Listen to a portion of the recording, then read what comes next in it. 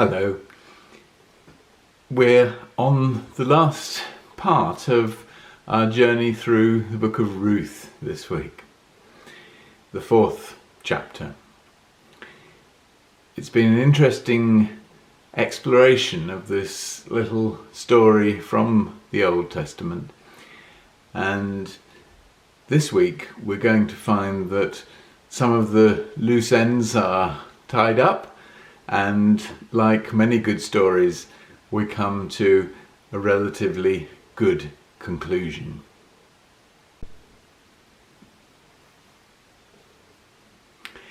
So this is Ruth chapter 4, and reading once again from the Message translation. Boaz went straight to the public square and took his place there. Before long, the closer relative, the one mentioned earlier by Boaz, strolled by. "Step aside, old friend," said Boaz. "Take a seat." The man sat down. Boaz then gathered 10 of the town elders together and said, "Sit down here with us. We've got some business to take care of." And they sat down. Boaz then said to his relative, "The piece of property that belonged to our relative Elimelech is being sold by his widow Naomi, who has just returned from the country of Moab. I thought you ought to know about it. Buy it back if you want it. You can make it official in the presence of those sitting here and before the town elders. You have first redeemer rights. If you don't want it, tell me so I'll know where I stand. You're first in line to do this and I'm next after you." He said, "I'll buy it." Then Boaz added, "You realize, don't you, that when you buy the field from Naomi, you also get Ruth the Moabite, the widow of our dead relative, along with redeemer responsibility to have children with her and to carry on the family inheritance?" Then the relative said, "Oh, I can't do that. I'd jeopardize my own family's inheritance. You go ahead and buy it. You can have my rights. I can't do it." In the olden times in Israel, this is how they handled official business regarding matters of property and inheritance. A man would take off his shoe and give it to the other person. This was the same as an official seal or personal signature in Israel. So when Boaz's redeemer relative said, "Go ahead and buy it," he signed the deal by pulling off his shoe. Boaz then addressed the elders and all the people in the town square that day. "You are witnesses today that I've bought from Naomi everything that belonged to Elimelech and Kilian and Mahlon, including responsibility for Ruth the foreigner, the widow of Mahlon. I'll take her as my wife and keep the name of the deceased alive along with his inheritance. The memory and reputation of the deceased is not going to disappear out of this family or from his hometown. To all this you are witnesses this very day." All the people in the town square that day, backing up the elders, said, "Yes, we are witnesses. May God make this woman who is coming into your household like Rachel and Leah, the 2 women who built the family of Israel. May God make you a pillar in Ephrathah and famous in Bethlehem. With the children God gives you from this young woman, may your family rival the family of Perez, the son Tamar bore to Judah." Boaz married Ruth. She became his wife. Boaz slept with her, and by God's gracious gift she conceived and had a son. The town women said to Naomi, "Blessed be God. He didn't leave you without family to carry on your life. May this baby grow up to be famous in Israel. He'll make you young again. He'll take care of you in old age. And this daughter-in-law who has brought him into the world and loves you so much, why, she's worth more to you than 7 sons. Naomi took the baby and held him in her arms, cuddling him, cooing over him, waiting on him hand and foot. The neighborhood women started calling him Naomi's baby boy, but his real name was Obed. Obed was the father of Jesse, and Jesse the father of David. This is the family tree of Perez.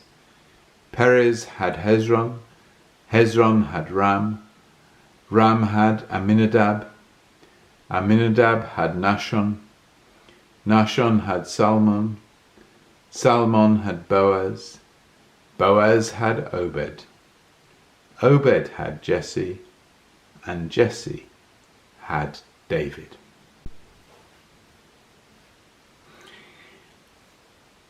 This last chapter is a classic story of redemption. Redemption at several levels. Of course, stories that end in redemption are actually quite common. They all lived happily ever after is the way that that's sometimes described, even though perhaps that's a bit of an oversimplification of real life. But here, at least for the main players in this story, we see a number of things being resolved. We've heard in previous weeks about the difficulties of living in different places, of being foreigners in different lands, of needing to migrate, of being bereaved, and disruptions of various kinds in the families that were involved. This final chapter brings together some of these things in a good way. It seems quite quaint in some ways to hear these descriptions of the fairly elaborate social customs of the Jewish people at this time, in terms of the responsibility of some family members to take care of others who were either widowed or somehow disadvantaged, left in a weakened place in their society. And so Boaz was very conscious that although he wanted to buy the land and, by the way, get Naomi's daughter Ruth with the land, which might seem a very strange way of doing business to us these days, he realized that there was another person in the community who was one step higher in the pecking order in this process. And so he had to do this rather sensitive negotiation. And whilst the first in line relative initially said yes, he'd buy the land, when Boaz gently reminded him that that also meant marrying Ruth and having children with her and guaranteeing the inheritance to her part of the family, he had second thoughts and he decided to cede his rights to Boaz. I think it's fairly clear that that's what Boaz wanted all along, but he had to be diplomatic and act within the systems and the customs of his people in order to make that happen. So Boaz duly bought the land. Ruth came along with that land. He married her and they had a son together. Very much a redemptive ending to this whole story, but redemptive too in the longer term scenario, because although it might seem odd to end a story with a detailed explanation of the family tree,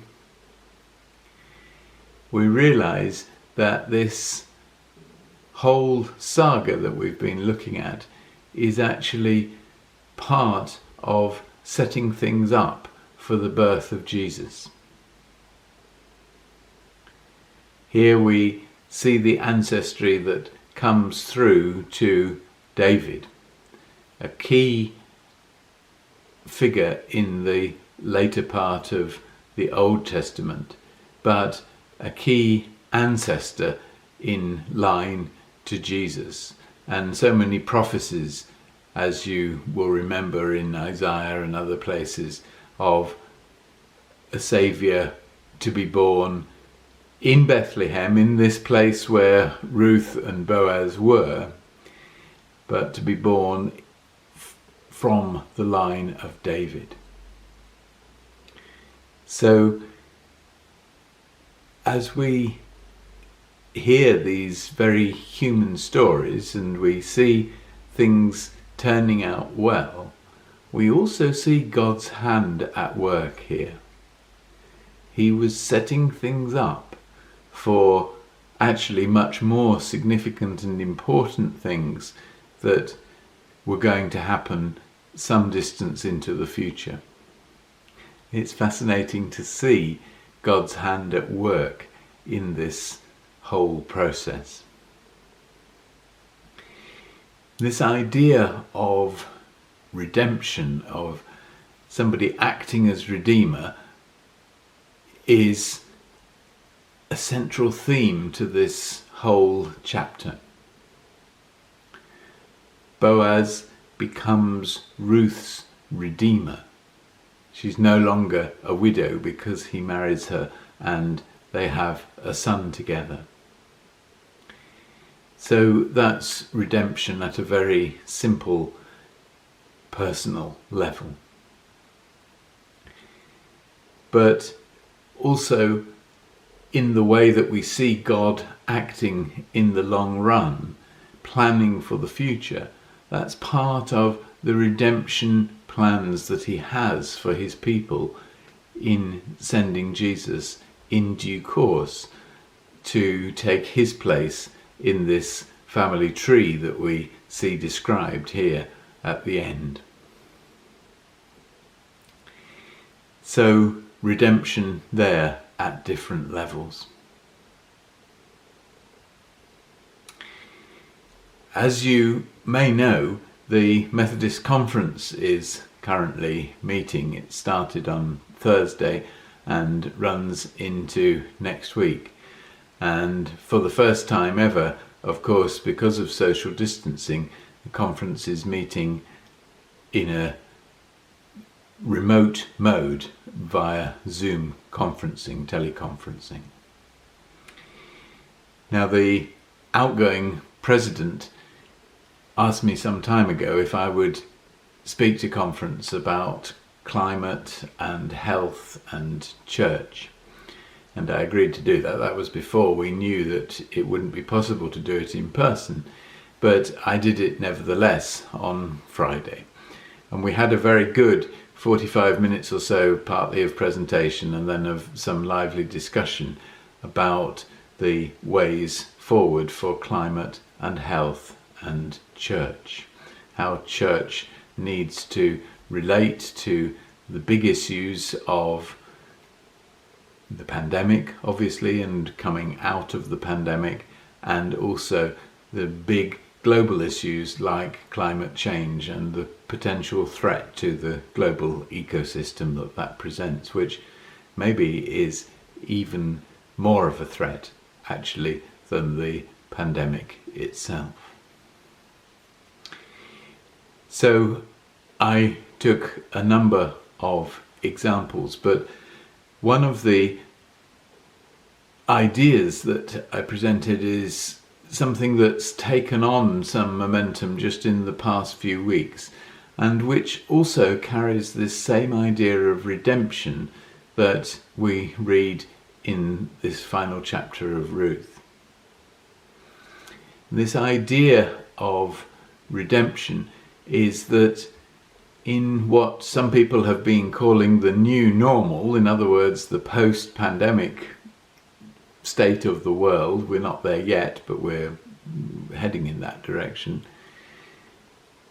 People are saying that in order to recover from the pandemic, we also need to combine the recovery process with much greater emphasis and attention on the solutions to climate change and ways of working around the threats to the planet that climate change represents. So that's another kind of redemption. And it's interesting that perhaps it's taken two looming crises, the climate change and the building back from the pandemic situation, to make people around the world think of what's the future going to be like. Although much of that thinking has been made in secular terms and certainly discussed in secular terms, I wonder whether in some ways it's also a little bit like we saw in Ruth, evidence of God working behind the scenes in order to set the future up in a better way. I hope that turns out to be the case. It's too early to say yet. One of the things that I shared in my conference presentation was a short video from World Health Organization where my colleague Dr. Tedros talks about building back better and building back greener. I'm going to show it to you now because I think that just in a very short frame of about a minute's video just sets out some of these basic ideas of how the post-pandemic era, the climate change era, might be able to come back to something actually better for the whole world than we started with. The human cost of COVID-19 has been devastating, and the so-called lockdown measures have turned lives upside down. But the pandemic has given us a glimpse of what our world could look like if we took the bold steps that are needed to curb climate change and air pollution. Our air and water can be cleaner, our streets can be quieter and safer, and many of us have found new ways to work while spending more time with our families. As some countries start to reopen their societies and economies, the question we must answer is whether we will just return to the way things were, or whether we will learn the lessons the pandemic is teaching us about our relationship with our planet. Building back better means building back greener. So, is this a moment for thinking more positively about the future as the people of God, as the human race, as the global community? Will it be possible perhaps to slightly readjust the way that humanity seemed to be heading up to last year, certainly? The threat of climate change and the way that that will potentially cause more harm to health and to well-being and to livelihoods than even the pandemic has done is really important. There's a rather nice or perhaps rather frightening in one sense, cartoon here from a Canadian cartoonist who depicts these multiple threats of coronavirus, of recession, of climate change as successive waves of a tsunami approaching a town, a city, approaching our world. I think it's really quite a clever drawing. But that's what we are facing, and we need to be able to actually think through how we can avert that tsunami, that multiple tsunami that the cartoon shows. And as the cartoon indicates, it's going to take more than washing our hands a lot to achieve that.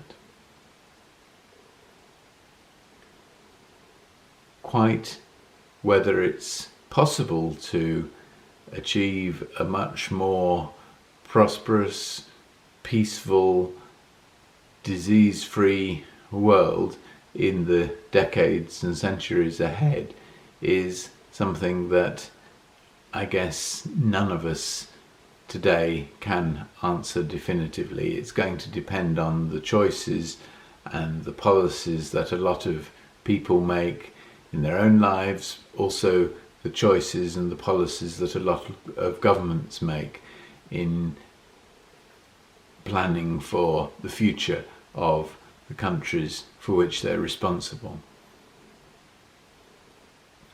But I think it's interesting for us as people of God to also be able to say, well, this is part of the journey of God's people, the journey of God's people that in biblical terms started with Adam and Eve and went through many generations of the children of Israel, including this story of Ruth. Moved on, obviously, very significantly for those of us who call ourselves Christians, followers of Jesus, with his birth and his teaching and his ministry. With his resurrection and the Pentecostal outpouring of the Spirit that we were celebrating last month. It's fascinating. It's fascinating to see where we are in today's world in that long-term context. And of course the whole of the Bible is, in essence, a very long and complicated story of God's relationship with his people in this world.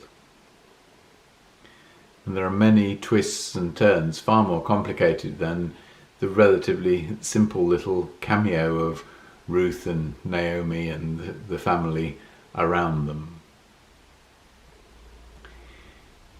We need to take this seriously and think about it, I think, because what is clear at the moment is that there are huge uncertainties about where the world is going, where the human race is going, how the human race positions itself in relation to God in that process. Very difficult and unmanageable issues, at least at our individual level.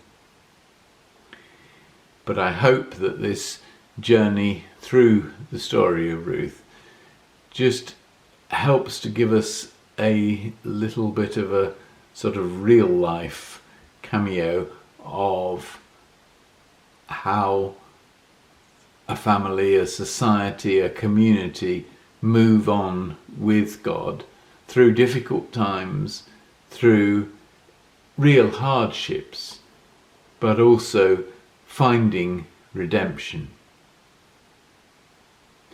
And let's hope that as the world moves forward from where we are now to wherever we're going to be, and I can't say where that's going to be any more than you can or anybody else can, but let's hope that this is in the near future going to be part of the redemptive work of God among his people.